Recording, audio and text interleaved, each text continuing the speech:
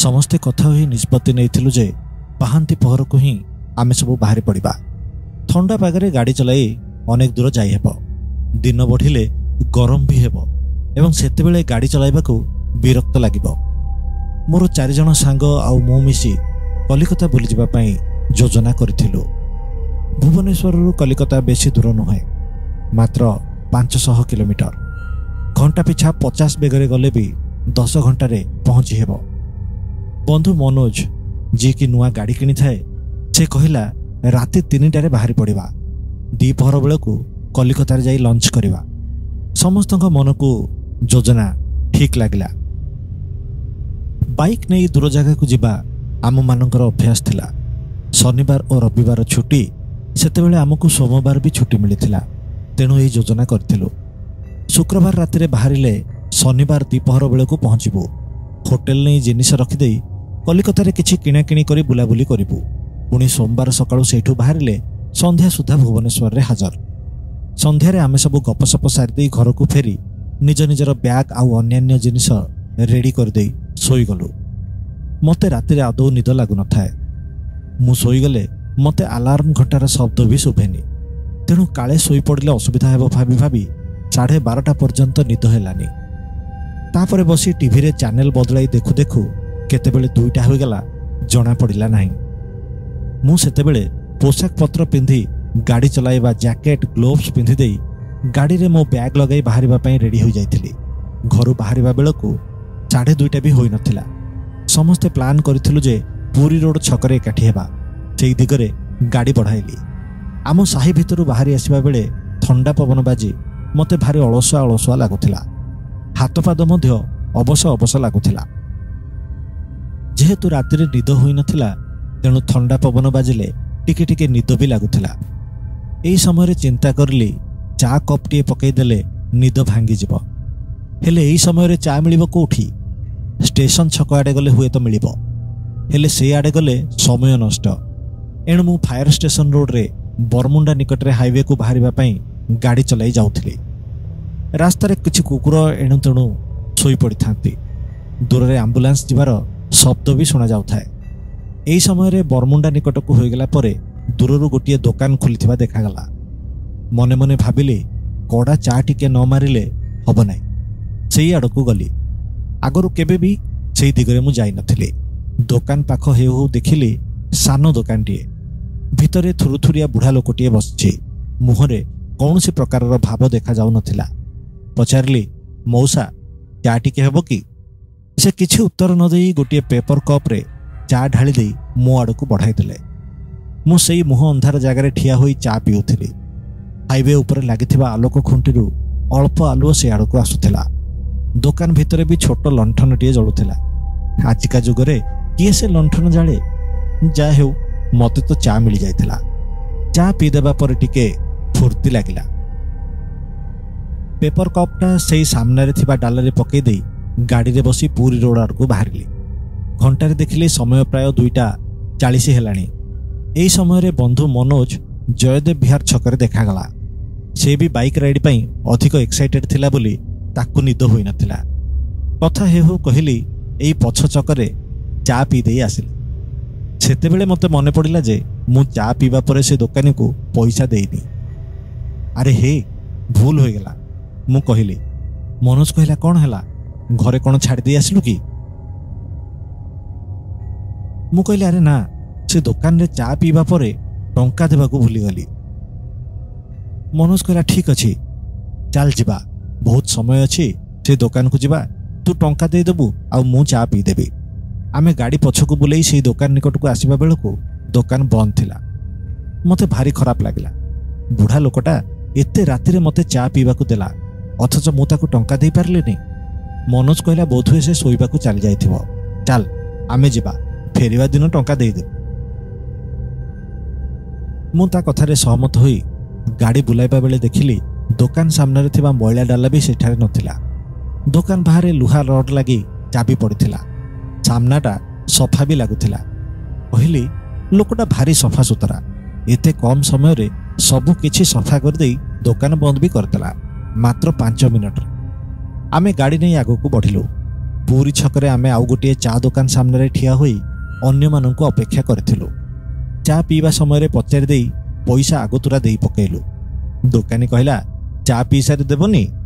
ଆମେ କହିଲୁ, ଭାଇ ଆମେ ଭୁଲାଣିଆ ଲୋକ, କାଳେ ଭୁଲିଯିବୁ। ସେ ହସି ଦେଇ କହିଲା, ମୁଁ ମନେ ପକାଇ ଦେବିନି କି? ମନୋଜ କହିଲା, ଆରେ ଏବେ ଏବେ ବାବୁ ଗୋଟିଏ ଚା ଦୋକାନରେ ଚା ପିଇ ଦେଇ ଚାଲି ଆସିଲେ, ବାଟରେ କହୁଛନ୍ତି ପଇସା ଦେବା ଭୁଲି ଯାଇଥିଲି। ପଇସା ଦେବା ପାଇଁ ବି ଯାଇଥିଲୁ, ହେଲେ ଦୋକାନ ସେତେବେଳକୁ ବନ୍ଦ ହୋଇଗଲାଣି। ଚା ଦୋକାନ କହିଲା, ଏତେ ରାତି ଯାଏଁ କିଏ ଦୋକାନ ଖୋଲିଥିଲା? ତା ପ୍ରଶ୍ନ ଶୁଣିବା ପରେ ଆମେ ବି ଚିନ୍ତାରେ ପଡ଼ିଗଲୁ। ଆରେ ସତେ ତ, ଏତେ ରାତି ଯାଏଁ ତ କିଏ ଦୋକାନ ଖୋଲେନି, ଆଉ ଚା ଦୋକାନ ସବୁ ସକାଳୁ ହିଁ ଖୋଲନ୍ତି। ଗହଳିଆ ଜାଗା ହୋଇଥିଲେ ରାତି 3 କିମ୍ବା 4ଟାରେ ଦୋକାନ ଖୋଲେ। ରାତିର ଦୋକାନ ତ 10ଟା ପରେ ପ୍ରାୟ ବନ୍ଦ ହୋଇଯାଏ। ଆଉ ଯଦି ସେ ଦୋକାନ ରାତିରୁ ଖୋଲା ଥିଲା ତ ଆଶ୍ଚର୍ଯ୍ୟର ବିଷୟ। ଅବଶ୍ୟ ଯଦି ଏବେ ଖୋଲିଥାଏ ତାହେଲେ ବନ୍ଦ କରିଦେଲା କାହିଁକି? ଛାଡ଼ ଭାଇ, ଏସବୁ ଚିନ୍ତା ପରେ କରିବା। ଏହି ସମୟରେ ଆମ ଅନ୍ୟ ସାଙ୍ଗମାନେ ବି ଆସିଯାଇଥିଲେ। ଆମେ ଯାତ୍ରା ଆରମ୍ଭ କରିଦେଲୁ। ଭୁବନେଶ୍ୱରରୁ କଲିକତା ରାସ୍ତା ଭାରି ପକ୍କା। ଅଳ୍ପ ଜାଗାରେ ହାଇୱେ ନିର୍ମାଣ ଚାଲିଥିଲା ବୋଲି ବୁଲାଣି ରାସ୍ତା ଥିଲା, ନହେଲେ ପ୍ରାୟତଃ ସବୁଠି ରାସ୍ତା ସଫା। ଆମେ 100ରେ ଗାଡ଼ି ଚଲାଇ ଯାଇଥାଉ। ଶୀତଦିନ ପାହାନ୍ତି ସମୟ, ଥଣ୍ଡା ପବନ ବାଜି ଆମକୁ ଭଲ ବି ଲାଗୁଥାଏ, ଆଉ ନିଦ ବି ଆସୁଥାଏ। ଭଦ୍ରକ ପରେ ପରେ ହଠାତ୍ ଗୋଟିଏ ଜାଗାରେ ବହୁତ ବହଳା କୁହୁଡ଼ି ଦେଖାଗଲା। ଆମ ଗାଡ଼ିର ବେଗ କମ୍ କରିବାକୁ ପଡ଼ିଲା। କୁହୁଡ଼ି ପଡ଼ି ଆମ ହେଲମେଟ୍ କାଚରେ କିଛି ଦେଖାଯାଉନଥାଏ। ଏହି ସମୟରେ ଆମେ ସାବଧାନତା ସହ ଗାଡ଼ି ଚଳାଉଥିବା ସତ୍ତ୍ୱେ ମୋ ଗାଡ଼ି କାହା ଦେହରେ ଜୋରରେ ଧକ୍କା ଖାଇଲା, ଆଉ ମୁଁ ଗାଡ଼ିରୁ ଛିଟିକି ତଳେ ପଡ଼ିଗଲି। ଅନ୍ୟମାନେ ଗାଡ଼ି ଅଟକାଇ ମୋ ପାଖକୁ ଆସିଲେ। ଭାଗ୍ୟ ଭଲ ମୁଁ ରାଇଡିଂ ଗିୟର ପିନ୍ଧିଥିଲି ବୋଲି ମୋତେ ବେଶୀ ମାଡ଼ ହେଲାନି, ହେଲେ ମୋ ଗାଡ଼ି କାହା ସହ ଧକ୍କା ଖାଇଥିଲା ବୋଲି ଆମେ ଚିନ୍ତାରେ ପଡ଼ିଗଲୁ। ଗାଡ଼ି ପାଖକୁ ଗଲାବେଳକୁ ଜଣେ ବୁଢ଼ା ଲୋକ ସେଇଠୁ ଉଠି ଧୀରେ ଧୀରେ ଚାଲି ଯାଉଥିଲେ। ପାଖକୁ ଯାଇ ପଚାରିଲି, ମଉସା ସରି, ଜୋରରେ ବାଜିଲା କି? ରକ୍ତ ବାହାରିଛି କି? କୋଉଠି ମାଡ଼ ହୋଇଛି କି? ଆମ ପାଖରେ ବ୍ୟାଣ୍ଡେଜ୍ ଅଛି, କହିଲେ ଲଗେଇଦେବୁ। ସେ କିଛି ନ ଶୁଣି ମୁଣ୍ଡ ପୋତି ଧୀରେ ଧୀରେ ସେ ଆଡ଼କୁ ଚାଲିଗଲେ। ମୁଁ ଗାଡ଼ିକୁ ଦେଖୁଥିଲି। ମନୋଜ ସେ ବୁଢ଼ା ଲୋକଙ୍କୁ ଆଉଥରେ ସେହି ପ୍ରଶ୍ନ କରିବା ପରେ ସେ ଅଟକି ଯାଇ ବୁଲି ଚାହିଁଲେ। ତାଙ୍କ ମୁହଁ ଭାରି ବିକୃତ ଦେଖାଯାଉଥିଲା। ଆଖି ଦୁଇଟା ଲାଲ ବଲ୍ବ ଭଳି ଜଳୁଥିଲା। ଶ୍ୱାସ ଏତେ ଜୋରରେ ଚାଲୁଥିଲା ଯେ ସାମ୍ନାରେ ଥିବା କୁହୁଡ଼ିରେ ସେ ଶ୍ୱାସର ଲହଡ଼ି ଦେଖି ହେଉଥିଲା। ମନୋଜ ଡରିଯାଇ ପଛକୁ ଘୁଞ୍ଚିଗଲା। ବୁଢ଼ା ଜଣକ କୁହୁଡ଼ି ଭିତରେ ହଜିଗଲେ। ମୋ ଗାଡ଼ିକୁ ବେଶୀ ମାଡ଼ ହୋଇନଥିଲା, ତେଣୁ ଆମେ ପୁଣି ଥରେ ଯାତ୍ରା ଆରମ୍ଭ କରିଲୁ। ହେଲେ ମୋତେ ଲାଗୁଥିଲା ଯେମିତି ମୋ ଗାଡ଼ି ଆଉ ଭଲ ପିକଅପ୍ ନେଉନି, ମାନେ ସ୍ପିଡ୍ ନେଇପାରୁନି। ଇଞ୍ଜିନରେ କିଛି ମାଡ଼ ହେଲା କି? ଲାଗୁଥିଲା ଯେମିତି ଗାଡ଼ିର ଓଜନ ବଢ଼ିଯାଇଛି। ପୁଣି ସକାଳୁ ସକାଳୁ ମାଡ଼ ଖାଇ ମୋ ଦେହ ବି ଟିକେ ଟିକେ କାଟୁଥିଲା। କିଛି ଦୂର ଯିବା ପରେ ଆମେ ପୁଣି ଥରେ ରାସ୍ତା କଡ଼େ ଗାଡ଼ି ରଖିଲୁ। ମୋ ଗାଡ଼ିର ଇଞ୍ଜିନ୍ ସବୁ ଦେଖିଲୁ। କୋଉଠୁ କିଛି ବି ଅଏଲ୍ ଲିକ୍ କରୁନଥିଲା। ମନୋଜ କହିଲା, ଆରେ ବାଲେଶ୍ୱରରେ ଟିକେ ଦେଖେଇଦେବା, ମେକାନିକ୍ ମିଳିଯିବେ। ସେତେବେଳକୁ ପାହାନ୍ତିଆ ହେଲାଣି, ସମୟ 4ଟା ପାଖାପାଖି ହେଲାଣି। ପୁଣି ଗାଡ଼ି ଧରି ଆଗକୁ ଚାଲିଲୁ। ମୋ ଗାଡ଼ି ଆଦୌ 100 ଛୁଉଁନଥାଏ। ଲାଗୁଥାଏ ଯେମିତି ଗାଡ଼ି ଆଦୌ ଆଗକୁ ଯିବାକୁ ଚାହୁଁନି। ତେଣୁ ମୁଁ 70-80 ବେଗରେ ଗାଡ଼ି ଚଲାଉଥାଏ। ସକାଳ 9ଟା ବେଳକୁ ଆମେ ବାଲେଶ୍ୱର ନିକଟରେ ପହଞ୍ଚିଲୁ। ସେଇଠି ମେକାନିକ୍ ଦୋକାନଟିଏ ବି ମିଳିଗଲା। ସେ ବାଇକ୍କୁ ଭଲ କରି ଚେକ୍ କରିଦେଇ କିଛି ବି ହୋଇନି ବୋଲି କହିବା ପରେ ମନକୁ ଶାନ୍ତି ଲାଗିଲା। ତାପରେ ଆମେ ସମସ୍ତେ ଜଳଖିଆ ଖାଇବା ପାଇଁ ଗଲୁ। ମୋତେ କିନ୍ତୁ ଖାଇବାକୁ ମନ ହେଉନଥାଏ। ଅନ୍ୟମାନେ ଖାଉଥିବା ସମୟରେ ମୋତେ କେମିତି କେମିତି ଲାଗିଲା, ଆଉ ସେଇ ହୋଟେଲ ବାହାରେ ହିଁ ବାନ୍ତି ହୋଇଗଲା। ରାତି ଅନିଦ୍ରା ଆଉ ସକାଳୁ ସକାଳୁ ଦୁର୍ଘଟଣା ପରେ ଏହି ଅବସ୍ଥା। ସାଙ୍ଗମାନେ କହିଲେ, ଦେଖ, ଯଦି ତୋତେ ଭଲ ଲାଗୁନି ତୁ ଏଇଠୁ ଫେରିଯା। ମୁଁ କହିଲି, ଆରେ କିଛି ହେଇନି। ସୋଡ଼ା ଟିକେ ପିଇ ଦେଇ ମୁଁ ବସିଗଲି। ମୋ ମୁଣ୍ଡ ଭାରି ଭାରି ଲାଗୁଥିଲା। ସେଠି ଗୋଟିଏ ଦୌଡ଼ିଆ ଖଟ ପଡ଼ିଥିଲା, ସେଇଠି ଶୋଇଗଲି। ଅନ୍ୟମାନେ ଜଳଖିଆ ଖାଇବେ, କମ୍ ସେ କମ୍ ଅଧଘଣ୍ଟା ମୋତେ ରେଷ୍ଟ ମିଳିଯିବ। ସେଇ ଅଳ୍ପ ସମୟ ଶୋଇଥିବା ବେଳେ ମୋତେ ଅନୁଭବ ହେଉଥିଲା କିଏ ଜଣେ ମୋ ଆଖିକୁ ଖୋଲି ଦେଇ ମୋତେ ଚାହୁଁଛି। ମୁଁ ଦେଖିଲି ସେଇ ବୁଢ଼ା ଲୋକ ଯିଏ ସକାଳୁ ମୋତେ ଚା ଦେଇଥିଲା। ମୁଁ ପଚାରିଲି, ଆରେ ମଉସା, କ'ଣ ହେଲା? ସେ କହିଲେ, ବାବୁ, ମୋ ପଇସା ତ ଦେଲନି। ମୁଁ କହିଲି, ସରି ମଉସା, ଭୁଲିଗଲି, ଫେରିବା ପରେ ନିଶ୍ଚୟ ଦେଇଦେବି। ସେ କହୁଥିଲେ ମୁଁ ନଥିଲେ ବି ସେଇ ଦୋକାନ ପାଖରେ ରଖିଦେଇ ଚାଲିଯିବ। ମୁଁ କହିଲି, କିଏ ନେଇଯିବ ଯଦି? ସେ ବୁଢ଼ା ଲୋକଟା ପାକୁଆ ପାଟିରେ ହସିଦେବା ବେଳେ ତା ମୁହଁଟା ବିକୃତ ହୋଇ ଆସିଲା, ଆଉ କହିଲା, ମୋ ଜିନିଷ କେହି ନିଅନ୍ତି ନାହିଁ। ତା ବିକୃତ ମୁହଁ ଦେଖି ମୁଁ ଚମକି ଉଠି ପଡ଼ିଲି। ସାଙ୍ଗମାନେ ବସି ଜଳଖିଆ ଖାଉଥିଲେ। ଘଣ୍ଟାକୁ ଦେଖିଲି ସବୁ 5 ମିନିଟ୍ ହିଁ ମୁଁ ଶୋଇଥିଲି। ଥଣ୍ଡା ପାଣି ଆଣି ମୁହଁରେ ମାରିଲି। ଉଠି ବସିଲି ଆଉ ସାଙ୍ଗମାନଙ୍କୁ ସ୍ୱପ୍ନ କଥା କହିଲି। ଏହି ସମୟରେ ଦୋକାନର ମାଲିକ ସେଇ ପାଖରେ ଠିଆ ହୋଇ ଆମ କଥା ଶୁଣୁଥିଲେ। ପଚାରିଲେ ଘଟଣା କ'ଣ। ଆମେ ସବୁ କଥା କହିବା ପରେ ସେ ଗମ୍ଭୀର ଭାବେ କିଛି ଚିନ୍ତା କରିବା ପରେ କହିଲେ, ଗୋଟେ କାମ କର, ଏଇଠୁ ବାହାରି ଯିବା ପରେ ରାସ୍ତାରେ କୌଣସି ମନ୍ଦିର ଜାଗା ଦେଖି ଗାଡ଼ି ରଖିବ, ଆଉ 5 ଟଙ୍କା କଏନ୍ଟେ ମନ୍ଦିର ବାହାରେ ରଖିଦେଇ ମନେ ମନେ ସେ ବୁଢ଼ାକୁ କହିବ ଯେ ତୁମ ଟଙ୍କା ଭଗବାନଙ୍କ ଆଗରେ ହିଁ ରଖିଦେଇଛି, ଆସ ଆଉ ନେଇଯାଅ। ଆମେ ସବୁ ହସିଲୁ। ଭୁବନେଶ୍ୱରର ବୁଢ଼ା ବାଲେଶ୍ୱର ଆସିବ 5 ଟଙ୍କା ନେବା ପାଇଁ? ମାଲିକ କହିଲା, ନା, ସେ ଆସିବନି ସତ, ହେଲେ ତମ ମୁଣ୍ଡରେ ବୋଝ ରହିବନି। ତମେ ଭଲ ଲୋକ ବୋଲି କାହାର 5 ଟଙ୍କା ବି ତମ ପାଖରେ ରହିଗଲେ ତମେ ନିଜକୁ ଦୋଷୀ ମନେ କରୁଛ। ଏମିତି କରିଲେ ମନକୁ ଶାନ୍ତି ମିଳିବ। ମୋତେ ସେତେବେଳକୁ ଭଲ ବି ଲାଗୁଥିଲା। ପଇଡ଼ ଗୋଟେ ପିଇ ଦେଇ ଗାଡ଼ି ଧରି ବାହାରିଲୁ। ରାସ୍ତାରେ ଗୋଟିଏ ସୁନସାନ ଜାଗାରେ ଗଛ ତଳେ ମଣ୍ଡପଟିଏ ଥାଇ ମନ୍ଦିରଟିଏ ଥିଲା। ମୁଁ ଅନ୍ୟମାନଙ୍କୁ କହିଲି, ରୁହ, ଏଇଠି ମୁଁ ସେ ଟଙ୍କା ଦେଇ ଆସୁଛି। ଅନ୍ୟମାନେ ହସୁଥିଲେ, ହେଲେ ମୁଁ ଗାଡ଼ି ଅଟକାଇ ସେ ମନ୍ଦିର ନିକଟକୁ ଗଲି। ଆଉ ପକେଟରୁ 5 ଟଙ୍କା ବାହାର କରି ସେଇଠି ଥୋଇଦେଇ ଆଖି ବୁଜି ପ୍ରାର୍ଥନା କରିଲି, ହେ ପ୍ରଭୁ, ମୋର ଭୁଲ ହୋଇଯାଇଛି। ଜଣେ ଗରିବ ଲୋକର ପ୍ରାପ୍ୟ ମୁଁ ନ ଦେଇ ଚାଲି ଆସିଛି। ଏଇଠି ସେଇ ଟଙ୍କା ରଖିଦେଉଛି। ମୁଁ କଥା ଦେଉଛି, ଫେରିବା ପରେ ଯାଇ ନିଜେ ସେ ଦୋକାନରେ ଟଙ୍କା ଦେଇ ଆସିବି।